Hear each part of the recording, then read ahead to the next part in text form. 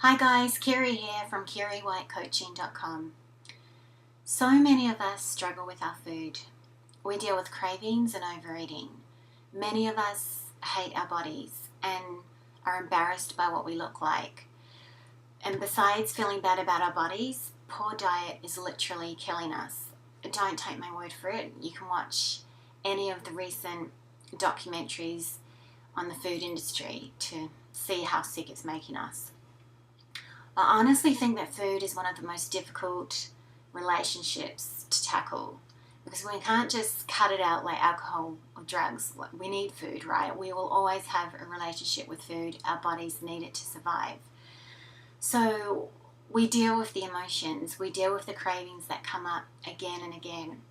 And sometimes we might even get it going well for a while until something stressful happens or we get PMS. And don't tell me I'm the only one who deals with that.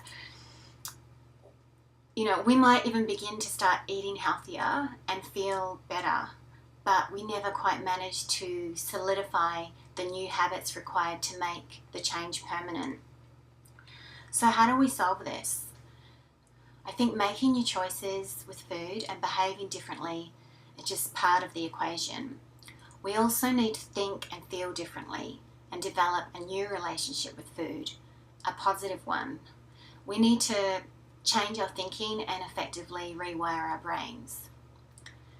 When we change our relationship with food, we end up automatically eating differently. And my experience with this is personal and spans over 10 years of living with an eating disorder, which actually ended up teaching me more than I ever imagined. My life was incredibly different then. I was in a lot of pain.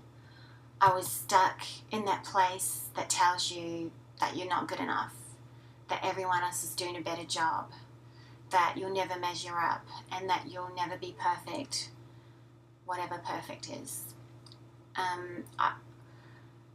Here's the deal. I had to change my thinking to overcome the eating disorder. I had to change the way I thought about food. And when I did, my whole life changed. If I had to choose one word to describe that transformation, I'd say freedom, complete freedom. And I know that while it's true that not all women suffer from eating disorders, many of us spend a significant amount of our lives caught up with disordered eating, having an unhealthy relationship with food and with our bodies.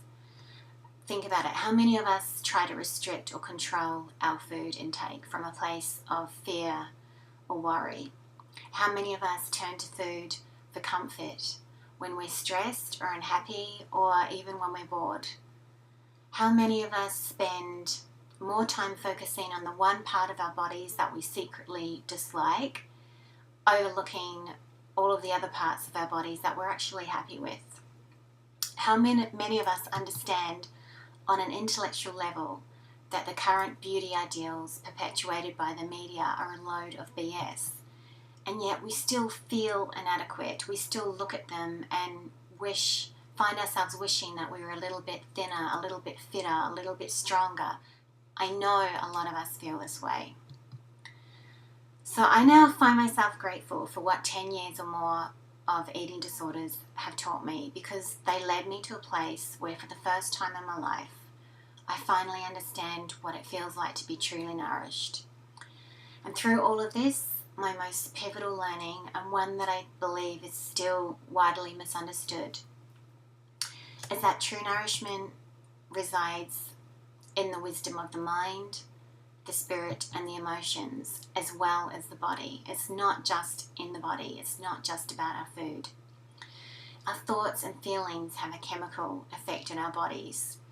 When we're feeling stressed, when we repress emotions, when we're depressed, when we're suffering from anxiety, there are physiological changes that go on within our body.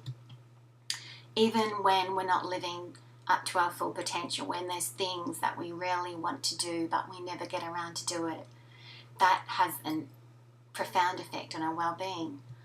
So being truly nourished has just as much to do with our thoughts, our feelings, our beliefs, our experiences, as it does with what we are feeding ourselves on a daily basis. If you come home from a job that you secretly despise, like, is it any wonder that you feel drawn to sit in front of the TV and seek comfort in a pack of chips or some chocolate? If you've been taught that anger is an unattractive emotion and that good girls never fuss, doesn't suppressing every dark emotion suddenly make perfect sense? If you choose to ignore the same dreams and desires begging for your attention every day, year after year, is it possible that that kind of discontent might manifest into physical symptoms? Likewise, have you had it happen where you're really down in the dumps and you have a good friend call you and share some amazing news with you, and bang, your mood is instantly elevated? It's like there's a switch, a simple shift in your emotional world can change your sense of well-being just like that. The beauty of it all is that deep and sustainable nourishment is truly within our power.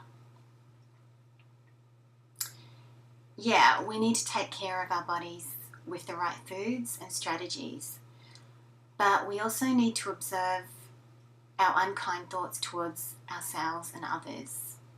We can consume all the organic juices and the best foods on the spectrum, but if our hearts are filled with bitterness, if our head is filled with negative self-talk, if we never take time to connect with our emotions and our surroundings, like, we will feel diminished.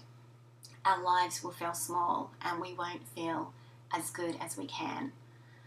Being truly nourished is discovering what we're truly hungry for and ensuring we leave the table satiated with love, with nurturing, with kindness, with something that makes our day feel worthwhile. So today, this is what I invite you to do. A simple exercise that will have you reconnecting to your own wisdom. So the next time you find yourself reaching for, your favorite comfort food, whatever it is. Mine's always chocolate, just in case you need to know that.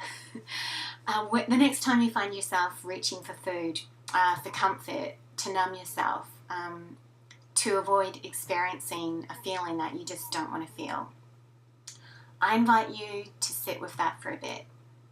So just take a pause, put the food to the side, and get connected with whatever feelings are coming up, because the very worst thing that can happen is that you will experience a negative emotion. That's the worst thing that can happen. So don't try and fight it, just sit there. And then in a few minutes, ask yourself, what is it that I really need right now? Like, what do I really need? And give yourselves that. Give yourselves exactly that. If not immediately, then as soon as you can. Because I can promise you that it's not food that you need. Maybe it's something as simple as a hug from someone you love. Maybe you need to go to bed. Maybe you're incredibly fatigued. Maybe you need to connect with someone, chat with a friend. Maybe you need to change your job. Maybe you just need an opportunity to instill more fun in your life, some more excitement.